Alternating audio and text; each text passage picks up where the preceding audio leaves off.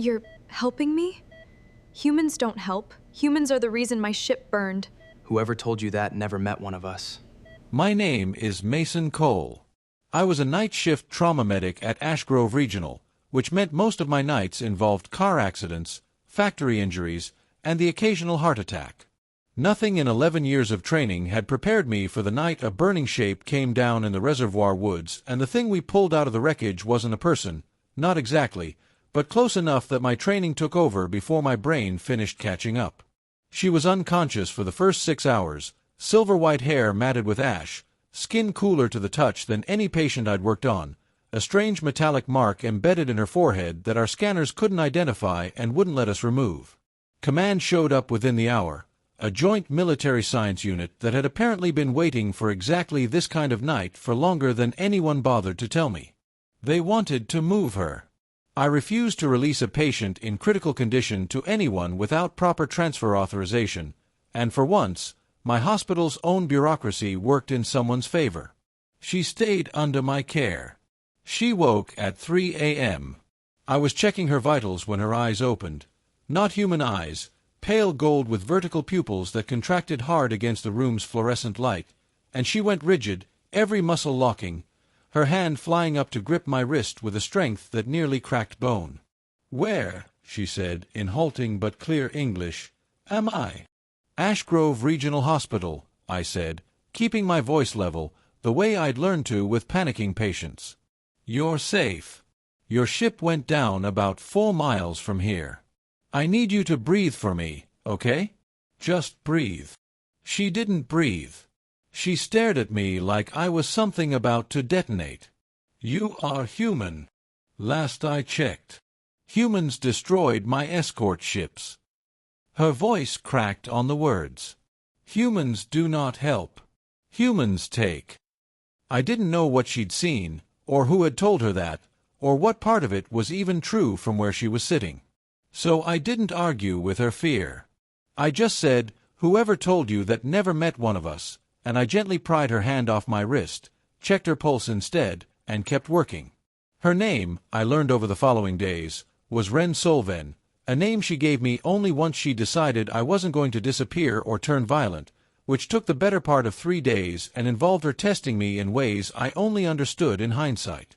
She'd refuse food until I tasted it first. She'd flinch every time a new staff member entered, watching their hands specifically, like she expected weapons. She asked me questions in the middle of the night that told me more than she probably meant to. Was I punished for helping her? Was I compensated for information about her? Would someone come and take her from me if I proved insufficiently useful? I answered every question honestly, even when the honest answer was that I didn't know. On the 4th day, the Joint Command Unit returned with paperwork that would have transferred her to a secure facility with no visitation and no name attached to her file, only a designation number. I fought it through channels for 2 days. Every ethics complaint, every patient advocacy form, every favor I had from 11 years of not causing trouble until the one time it mattered. It wasn't enough on its own. What tipped it was Ren herself, sitting up in her hospital bed and refusing, in front of 3 uniformed officers, to leave without me present for any further evaluation. "He is the only human here who has told me the truth every time I asked," she said, her voice steady now in a way it hadn't been on the first night. "If your protocols require deception to function, I do not trust your protocols." The senior officer, a woman named Director Ashworth, who I'd later work alongside for 2 more years, studied Ren for a long moment, then looked at me. "You've been feeding her information outside authorized channels," she said. "I've been answering her questions instead of lying to a scared patient," I said. "If that's a policy violation, write me up. She stays informed, or she doesn't cooperate. That's not a threat. That's just what happens when you lie to someone who already has every reason not to trust you." Ashworth was quiet for a long moment. Then, unexpectedly, something that might have been respect crossed her face. "Fine," she said. "Cole stays assigned to her case. But she comes with us." Ren's eyes found mine, silent question in them. I nodded once. "Then I will come," Ren said, Because he is coming.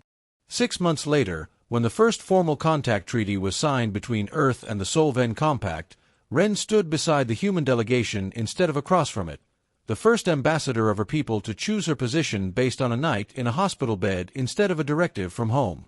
She still flinched sometimes at sudden movement. She still tested new people quietly, in ways most humans never noticed. But she never again told anyone that humans only take.